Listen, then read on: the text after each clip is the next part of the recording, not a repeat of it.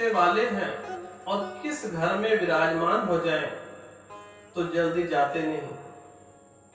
बाल अवस्था में शनि देव की अपने पितृ सूर्य देव से लड़ाई हो जाती है।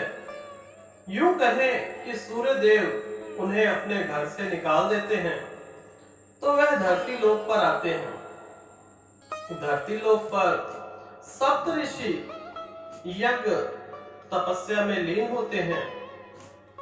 तभी शनि देव को शरारत करने की सूझती है और वह वहां पर बैठे हुए सप्तऋषियों को उनके कमंडल का जल उठाकर उनके सर पर डाल देते हैं। फिर भी ऋषिवर शांत ही रहते हैं।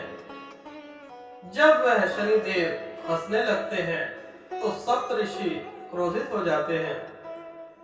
लेकिन जब क्रोध में भी आ जाते हैं सप्तऋषि, तो शनि देव कहते हैं, आप मेरा कुछ नहीं बिगाड़ सकते, क्योंकि मैं सूर्य पुत्र शनि हूं।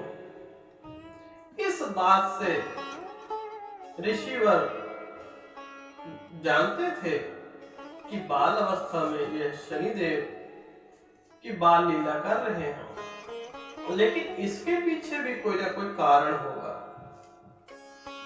उन्होंने इस बात को इग्नोर कर दिया, उस पर बात पर ध्यान भी नहीं दिया। तत्पश्चात वहां पर पड़े हुए ग्रंथ सप्तऋषि लिख रहे थे, उन ग्रंथों को उठाकर शनिदेव ने फाड़ दिया। सप्तऋषि बहुत क्रोधित हुए और उन्होंने कहा कि तुम्हें अपनी शक्ति पर इतना घमंड है, आज से तुम शक्तिहीन हो जाओगे।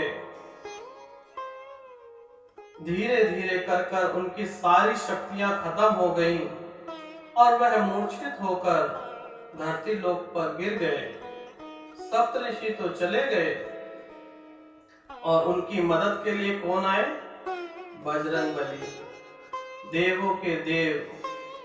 जानते हैं महादेव का स्वरूप बजरंगबली जी शनि देव जी की मदद के लिए आए और कहते हैं, शनि शनि शनि कहाँ हो मेरे मित्र? और जाकर देखते हैं कि वह मूर्छित पड़े हैं। तो उन्होंने ध्यान लगाया तो उन्हें पता चला कि शनि ने सप्तऋषियों के साथ में दुष्ट व्यवहार किया था। उसकी सजा की वजह से सप्तऋषियों ने शनि को श्राप दिया है और उस श्राप का काट भी उन सप्तऋषियों के पास है। तब बजरंगबली जी जाते हैं और सप्तऋषि से अनुरोध करते हैं कि जो शनि देव ने, मेरे मित्र ने जो भूल चूक हुई उसके लिए उसे क्षमा कर दीजिए, और ये जो आपके ग्रंथ भोजपत्र पे लिखे हैं यह मैं आपके लिए वापस ले आया हूं, और मेरे मित्र शनि को क्षमा कर दीजिए। सप्तऋषि कहते हैं कि नादानी में किया हुआ कार्य तो मैं माफ कर सकता था, लेकिन मैंने उसे चेतावनी दी थी, फिर भी उसने हमारा मजाक उड़ाया, तो हमें उसे श्राप देना पड़ा। तब बजरंगबली जी कहते हैं कि ऋषियों, क्षमा जो है सबसे बड़ा दान है, इसका तोड़ बता दीजिए। तो उन्होंने कहा कि ये जो मेरे ग्रंथ इधर उधर गिरे हैं भोजपत्र पे, अगर ये सारे एकत्रित करके मुझे दे दो तो मैं आपको इस श्राप से मुक्त कर दूंगा। आज भी वह ग्रंथ धरती लोक पर जगह जगह पर मिलते हैं, जिन पर मनुष्यों का जन्म से लेकर मरण तक का विवरण है।